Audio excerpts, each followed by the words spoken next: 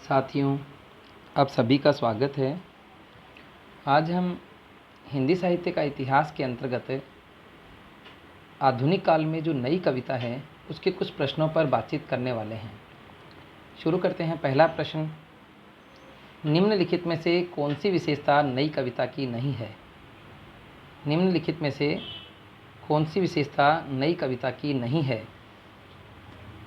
विकल्प हैं प्रयोगवाद का ही विकसित रूप, अतिशय बौद्धिकता, शोषण का विरोध, क्षण का महत्व। हम इन चारों विशेषताओं में से बताना है कि कौन सी विशेषता प्रयोगवाद की नहीं है, और इसका सही उत्तर है शोषण का विरोध। शोषण का विरोध वाली जो विशेषता है ये प्रगतिवादी काव्य की विशेषता है। बाकी सभी विशेषताएं प्रयोगवाद का ही विकसित रूप है नई कविता, इसमें अतिशय बौद्धिकता आई और हर एक क्षण के महत्व को बताया गया। देखते हैं अगला प्रश्न। प्रश्न संख्या 2, निम्नलिखित में से कौन सी रचना सर्वेश्वर दयाल सक्सेना की नहीं है? विकल्प हैं काठ की घंटियाँ, जंगल का दर्द, गर्म हवाएं, सीढ़ियों पर धूप में। 4 रचनाएं हैं, इनमें से हमें देखना है कि सर्वेश्वर दयाल सक्सेना की कौन सी नहीं है, और इसका सही उत्तर है सीढ़ियों पर धूप में। सीढ़ियों पर धूप में जो रचना है वो रघुवीर सहाय द्वारा रचित है। तो हमें सही से ध्यान रखना है कि सर्वेश्वर की रचनाएं काठ की घंटियाँ, जंगल का दर्द और गर्म हवाएं हैं। अगला प्रश्न देखेंगे। प्रश्न संख्या 3, दुष्यंत कुमार का प्रसिद्ध गजल संग्रह कौन सा है? दुष्यंत कुमार का प्रसिद्ध गजल संग्रह कौन सा है? विकल्प है साये में धूप, आवाज़ों के घेरे, सूर्य का स्वागत, जलते हुए वन का बसंत। ये चारों ही रचनाएं दुष्यंत कुमार द्वारा रचित हैं। हमें बताना है इनमें से गजल संग्रह कौन सा है, और इसका सही उत्तर है साये में धूप। साये में धूप जो गजल संग्रह है इसका एक छोटा सा भाग कक्षा 11 NCERT के पाठ्यक्रम में भी सम्मिलित है, और उसका भी शीर्षक साये में धूप ही है। अगला प्रश्न देखेंगे। प्रश्न संख्या 4, सर्वेश्वर दयाल सक्सेना दिनमान में प्रकाशित कौन से स्तंभ के लिए प्रसिद्ध हुए? सर्वेश्वर दयाल सक्सेना दिनमान में प्रकाशित कौन से स्तंभ के लिए प्रसिद्ध हुए? विकल्प हैं लाख की नाक, भो भो खो खो, चर्चे और चरखे, बतूता का जूता। ये चारों ही जो रचनाएं हैं ये सर्वेश्वर दयाल सक्सेना द्वारा ही रचित हैं। इनमें से हमें वह स्तंभ बताना है जो दिनमान में प्रकाशित हुआ और उसके लिए सर्वेश्वर दयाल सक्सेना काफ़ी प्रसिद्ध हुई, और इसका सही उत्तर हो जाएगा वो है चर्चे और चरखे। चर्चे और चरखे स्तंभ दिनमान पत्रिका में प्रकाशित हुआ और इसके लिए सर्वेश्वर दयाल सक्सेना को काफ़ी प्रसिद्धि मिली। लाख की नाक, भोबो खोखो, बतूता का जूता ये बाल साहित्य है। अगला प्रश्न देखेंगे। प्रश्न संख्या 5, अभी बिल्कुल अभी रचना के लेखक कौन हैं? अभी बिल्कुल अभी रचना के लेखक कौन हैं? सर्वेश्वर दयाल सक्सेना, केदारनाथ सिंह, दुष्यंत कुमार, जगदीश चंद्र गुप्त। तो इस रचना के लेखक बताने हैं, और इसका सही उत्तर है केदारनाथ सिंह। अभी बिल्कुल अभी रचना के लेखक हैं केदारनाथ सिंह। अगला देखेंगे प्रश्न। प्रश्न संख्या 6, केदारनाथ सिंह को किस रचना के लिए साहित्य अकादमी पुरस्कार मिला? वह रचना बतानी है जिसके लिए केदारनाथ सिंह को साहित्य अकादमी पुरस्कार मिला। विकल्प हैं अभी बिल्कुल अभी, जमीन पक रही है, अकाल में सारस, उत्तर कबीर और अन्य कविताएं। तो ये चारों ही रचनाएं केदारनाथ सिंह द्वारा रचित हैं। इनमें से साहित्य अकादमी पुरस्कार इनको अकाल में सारस रचना के लिए मिला है। अकाल में सारस रचना के लिए केदारनाथ सिंह को साहित्य अकादमी पुरस्कार मिला। अगला प्रश्न देखेंगे। प्रश्न संख्या 7, केदारनाथ सिंह को हिंदी साहित्य में समग्र योगदान के लिए किस वर्ष ज्ञानपीठ पुरस्कार मिला? केदारनाथ सिंह को हिंदी साहित्य में समग्र योगदान के लिए किस वर्ष ज्ञानपीठ पुरस्कार मिला? विकल्प हैं 2005, 2013, 2017, 1999। तो 2013 में इन्हें हिंदी साहित्य में समग्र योगदान के लिए ज्ञानपीठ पुरस्कार मिला। 2005 में कुंवर नारायण को, 2017 में कृष्णा सोबती को 1999 में निर्मल वर्मा को हिंदी साहित्य में समग्र योगदान के लिए ज्ञानपीठ पुरस्कार मिला। अगला प्रश्न देखेंगे, प्रश्न संख्या 8। केदारनाथ सिंह द्वारा संपादित विविध भारतीय भाषाओं का अनुदित काव्य संग्रह किस नाम से प्रकाशित हुआ? केदारनाथ सिंह द्वारा संपादित विविध भारतीय भाषाओं का अनुदित काव्य संग्रह किस नाम से प्रकाशित हुआ?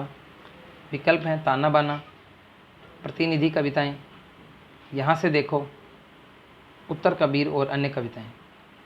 इनका विविध भारतीय भाषाओं का एक अनुदित ट्रांसलेटेड जो एक काव्य संग्रह है वो प्रकाशित हुआ, उसका नाम है ताना बाना। ताना बाना नाम से इन्होंने विविध भारतीय भाषाओं का अनुदित संग्रह प्रकाशित कराया, जबकि कुछ चुनी हुई कविताओं का संग्रह इन्होंने प्रतिनिधि कविताएं नाम से प्रकाशित करवाया। अगला प्रश्न देखेंगे, प्रश्न संख्या 9। दुष्यंत कुमार द्वारा रचित एक कंठ विस्पाई की विधा है। दुष्यंत कुमार द्वारा रचित एक कंठ विस्पाई की विधा है खंड काव्य, गीति नाट्य, महाकाव्य, आत्मकथा। तो एक कंठ विस्पाई जो दुष्यंत कुमार द्वारा रचित है उसकी विधा है गीति नाट्य। गीति नाट्य या फिर हम इसे कह सकते हैं काव्य नाटक। अगला प्रश्न देखेंगे, प्रश्न संख्या 10। बाघ, साइकिल और टॉल्स्टॉय कविताएं केदारनाथ सिंह के किस संग्रह का भाग हैं? बाघ, साइकिल और टॉल्स्टॉय कविताएं केदारनाथ सिंह के किस संग्रह का भाग हैं? विकल्प हैं जमीन पक रही है, अकाल में सारस, उत्तर कबीर और अन्य कविताएं, अभी बिल्कुल अभी। तो बाघ, साइकिल और टॉल्स्टॉय कविताएं केदारनाथ सिंह के उत्तर कबीर और अन्य कविताएं जो संग्रह है उसका हिस्सा है। उत्तर कबीर और अन्य कविताएं रचना के लिए इन्हें व्यास सम्मान भी मिला। अगला प्रश्न देखेंगे, प्रश्न संख्या 11। सर्वेश्वर दयाल सक्सेना को किस रचना के लिए साहित्य अकादमी पुरस्कार मिला? सर्वेश्वर दयाल सक्सेना को किस रचना के लिए साहित्य अकादमी पुरस्कार मिला? विकल्प है खुआनो नदी, जंगल का दर्द, एक सूनी नाव, खूंटियों पर टंगे लोग। तो इनको कौन सी रचना के लिए साहित्य अकादमी पुरस्कार मिला? खूंटियों पर टंगे लोग। खूंटियों पर टंगे लोग रचना के लिए इन्हें साहित्य अकादमी पुरस्कार मिला। अगला प्रश्न देखेंगे, प्रश्न संख्या 12। धूमिल का वास्तविक नाम क्या है? धूमिल का वास्तविक नाम क्या है? विकल्प हैं श्रीकांत वर्मा, नरेंद्र शर्मा, सुदामा पांडे, लीलाधर जगूड़ी। तो धूमिल का वास्तविक नाम बताना है और धूमिल का वास्तविक नाम क्या है? सुदामा पांडे। सुदामा पांडे धूमिल का वास्तविक नाम है।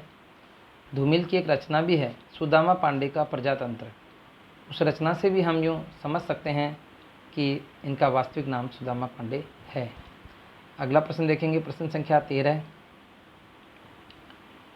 निम्नलिखित में से कौन सा कवि राजस्थान से संबंधित है?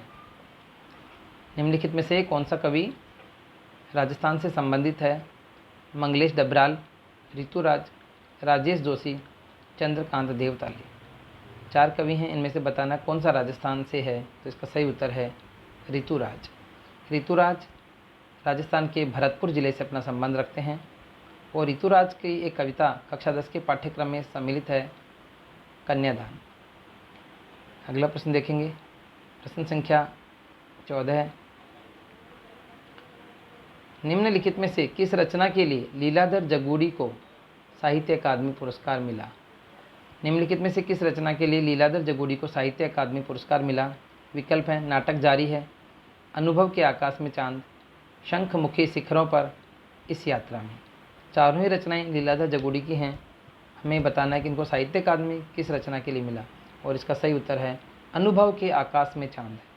अनुभव के आकाश में चांद रचना के लिए लीलाधर जगूड़ी को साहित्य अकादमी पुरस्कार मिला। अगला प्रश्न देखेंगे, प्रश्न संख्या 15। निम्नलिखित में से कौन सी रचना ऋतुराज द्वारा रचित नहीं है? निम्नलिखित में से कौन सी रचना ऋतुराज द्वारा रचित नहीं है? विकल्प हैं एक मरण धर्मा और अन्य, पहाड़ पर लालटेन, पुल पर पानी, लीला मुखारविंद। 4 रचनाएं हैं, इनमें से हमें बताना है कि कौन सी रचना ऋतुराज जो राजस्थान के भरतपुर के हैं उनके द्वारा रचित रचना नहीं है और इसका सही उत्तर है पहाड़ पर लालटेन। पहाड़ पर लालटेन रचना ऋतुराज द्वारा रचित नहीं है। अगला प्रश्न देखेंगे, प्रश्न संख्या 16। राजेश जोशी ने भर्तृहरि की कविताओं का अनुवाद किस नाम से किया? राजेश जोशी ने भर्तृहरि की कविताओं का अनुवाद किस नाम से किया? विकल्प हैं पतलून पहिना बादल, भूमि का कल्पतरु यह भी, एक दिन बोलेंगे पेड़, नेपथ्य में हंसी। तो इन्होंने भर्तृहरि की कविताओं का संकलन किस नाम से किया था? अनुवाद किस नाम से किया? भूमि का कल्पतरु यह भी। और इन्होंने माइकोवस्की की कविताओं का अनुवाद पतलून पहिना बादल नाम से भी किया। तो अच्छे से याद रहना चाहिए कि भर्तृहरि की कविताओं का अनुवाद तो भूमि का कल्पतरु यह भी, और माइकोवस्की की कविताओं का अनुवाद पतलून पहिना बादल नाम से किया। अगला प्रश्न देखेंगे, प्रश्न संख्या 17 है।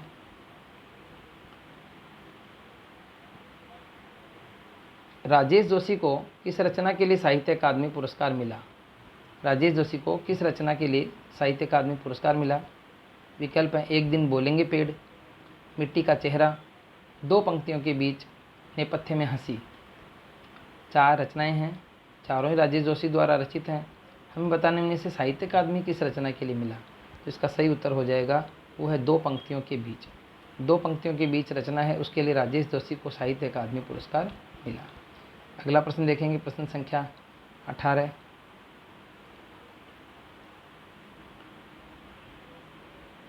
निम्नलिखित में से कौन सी रचना चंद्रकांत देवताले की नहीं है? निम्नलिखित में से कौन सी रचना चंद्रकांत देवताले की नहीं है? विकल्प है हड्डियों में छिपा ज्वर, दीवारों पर खून से, कल सुनना मुझे, लक्कड़ बग्गा हंस रहा है। 4 रचनाएं हमें बताने कि चंद्रकांत देवताले की कौन सी नहीं है। इसका सही उत्तर है कल सुनना मुझे। कल सुनना मुझे रचना धूमिल द्वारा रचित है, इसलिए आपका यहाँ उत्तर हो जाएगा कल सुनना मुझे। अगला प्रश्न देखेंगे, प्रश्न संख्या 19। चंद्रकांत देवताले की कौन सी रचना के लिए इन्हें साहित्य अकादमी पुरस्कार मिला? चंद्रकांत देवताले जिनका कक्षा 10 में एक पाठ भी चलता है, यमराज की दिशा। तो इनकी 4 रचनाएं दी हुई है, हमें बताना साहित्य अकादमी किस रचना के लिए मिला। पत्थर की बेंच, इतनी पत्थर रोशनी, पत्थर फेंक रहा हूँ मैं, लक्कड़ बग्गा हंस रहा है। तो हमारा सही उत्तर हो जाएगा इसमें पत्थर फेंक रहा हूँ मैं। पत्थर फेंक रहा हूँ मैं रचना के लिए चंद्रकांत देवताले को साहित्य अकादमी पुरस्कार मिला। अगला प्रश्न देखेंगे, प्रश्न संख्या 20, अंतिम प्रश्न भी है। आलोक धनवा का एकमात्र काव्य संग्रह कौन सा है, वो बताना हमें। आलोक धनवा का एकमात्र काव्य संग्रह कौन सा है? जनता का आदमी, पतंग, भागी हुई लड़कियां, दुनिया रोज बनती है। इनमें से जनता का आदमी, पतंग और भागी हुई लड़कियां, ये तीनों कविताएं हैं और ये तीनों भी आलोक धनवा ने ही लिखी है। इनका एकमात्र जो संग्रह है वो है दुनिया रोज बनती है। दुनिया रोज बनती है जो संग्रह है वो 1998 में प्रकाशित हुआ। जनता का आदमी 1972 में प्रकाशित इनकी पहली कविता है, और पतंग कविता जो है वो कक्षा 12 के पाठ्यक्रम में सम्मिलित है। एक लंबी कविता है जिसके तीसरे भाग को कक्षा 12 के पाठ्यक्रम में सम्मिलित किया गया है, और भागी हुई लड़कियां भी इनकी एक कविता है। तो आज के लिए इतना ही करेंगे, धन्यवाद।